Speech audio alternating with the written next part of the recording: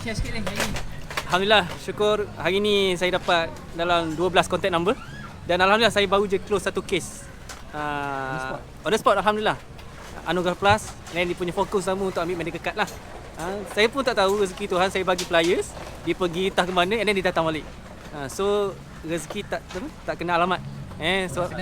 Tak salah alamat, sorry. Rezeki tak salah alamat. So alhamdulillah. Close RM127. Walaupun tengah panas macam ni, so alhamdulillah. Syukur kepada Allah. So di Pasar Tani ni lah. Terima kasih Amir. Mana Amir? Terima kasih. Ni owner dia. Ni owner dia. Okey dia. So ni dia punya ahli baru dia, ahli wajib. Ahli wajib. Ni ini mai wajib ni. Apa dia dapat? Bagi dapat sikit. Sikit. Panas sikit, jangan panas. Share. Badan tegak.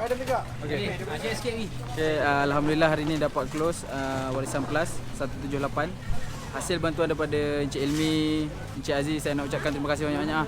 Rezeki juga daripada Allah. 178. Bayar yearly kan? Dia buat masa ni dia bayar monthly dulu. So nanti dia nak bayar yearly. So, alhamdulillah lah untuk tu.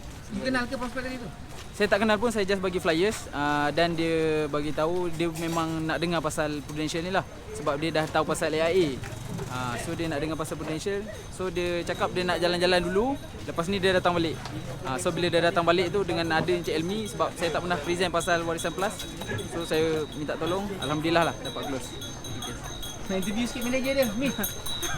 Oh ni manager dia. Allah Akbar. Ni manager dia. Ya, saya manager tadi, Awi tadi.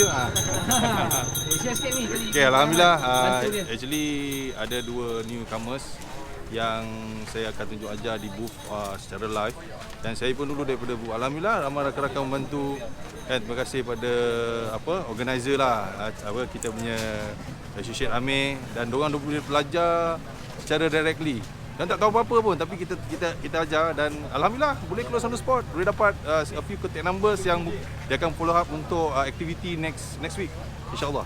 So bagi saranan sikit kepada ejen baru jual. Saranan yang saya nak bagi tahu ni, come to the on field, the real on field untuk you belajar. Satu, dapat pengalaman, satu lagi dapat process of doing the positive result, ataupun result you dapat, you kena lalui proses dia. This is first process sebelum melalui proses kedua dan ketiga.